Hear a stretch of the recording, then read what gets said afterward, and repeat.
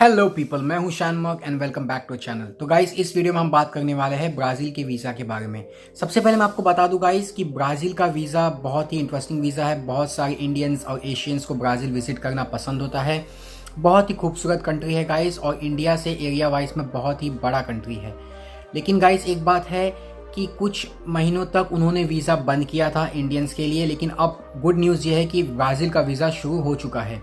अब गाइस, बहुत आसान तरीका है ब्राज़ील जाने के लिए, अगर आपके पास वहाँ कोई जान पहचान वाला हो, यानी कोई अगर आपको इनवाइट करे। अगर कोई आपको इनवाइट करता है तो उनकी क्या क्या डॉक्यूमेंट्स लगेंगी मैं आपको अभी बता देता हूँ। सबसे पहले उनकी पासपोर्ट या उनकी आईडी लगेगी, फिर एक लेटर लगेगी। उनको एक लेटर लिखना होगा ब्राज़ील कंसुलेट को, जो कि इंडिया में है। उस लेटर में मेंशन होना चाहिए कि वो आपको कितने दिनों के लिए बुला रहे हैं, क्या रिलेशन है उनसे आपका। और अगर आप उनके घर में ही रहने वाले हैं, अगर आप होटल में नहीं रहने वाले हैं, तो उनको अपनी बैंक स्टेटमेंट भी लगानी होगी। अब गाइस, अगर आपको सोलो जाना है बिना किसी की मदद के, तो आपको इन डॉक्यूमेंट्स रखने होंगे। सबसे पहले होगा आपका पासपोर्ट, दूसरा होगा आपका 2 photographs 35x45 mm matte finish. उसके बाद होगी आपकी 3 ईयर्स की बैंक स्टेटमेंट, मोस्टली 2 ईयर्स की भी चल जाएगी। और लास्ट 3 ईयर्स ITR रिटर्न और ट्रैवल आइटनरी और रिटर्न फ्लाइट टिकट्स। और ट्रैवल इंश्योरेंस अगर आप लेते हैं तो बहुत अच्छी बात है, आपका जो फाइल है वो स्ट्रॉन्ग हो जाता है।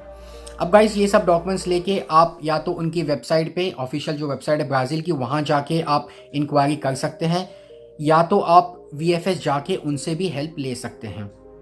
तो गाइस, ये इंपॉर्टेंट इन्फॉर्मेशन ब्राज़ील वीज़ा के रिगार्डिंग आप लोगों से शेयर करनी थी, क्योंकि ब्राज़ील, जैसा मैंने आपको कहा, बहुत खूबसूरत कंट्री है और बहुत इंडियंस को वहाँ जाने में दिलचस्पी होती है।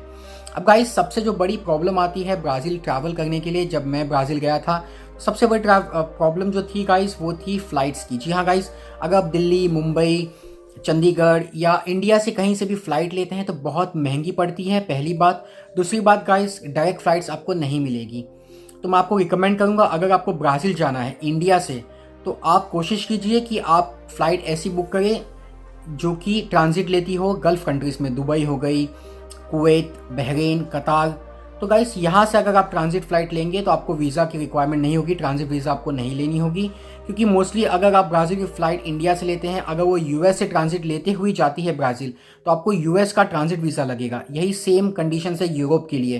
तो गाइस, अगर आपको ईजिली ब्राज़ील पहुंचना है तो आप ऐसी फ़्लाइट बुक कीजिए जो इंडिया से पहले दुबई, बहरीन, कतार या कुवैत, इनमें से किसी भी एक कंट्री में ट्रांजिट ले और फिर वहाँ से ब्राज़ील जाए। इससे क्या होगा कि आपको ट्रांजिट वीज़ा नहीं लेना होगा, क्योंकि बहुत सारी गल्फ़ कंट्रीज़ में ट्रांजिट वीज़ा इंडियंस के लिए फ्री है, मोस्टली कतार, बहरीन में भी। और आपकी जो फ़्लाइट की कॉस्ट होगी वो भी कम हो जाएगी। गाइस, इसके बाद भी अगर आपको ब्राज़ील में जाने के लिए कोई दिक्कत आ रही है, या आपको आइटनरी बनाना कैसे है आपको नहीं समझ में आता है, या फ्लाइट कैसे बुक करें, तो आप मुझे इंस्टाग्राम पे डायरेक्टली DM कर दीजिए। मैं आपको सैम्पल आइटनरी भेज दूंगा और आपकी फ़्लाइट बुकिंग में भी मदद कर दूंगा। तो चलिए गाइस, इसी के साथ इस वीडियो को यहीं ख़त्म करते हैं। मैं आपसे मिलता हूँ अगले वीडियो में एक नई इन्फॉर्मेशन के साथ। तब तक के लिए take care and be safe.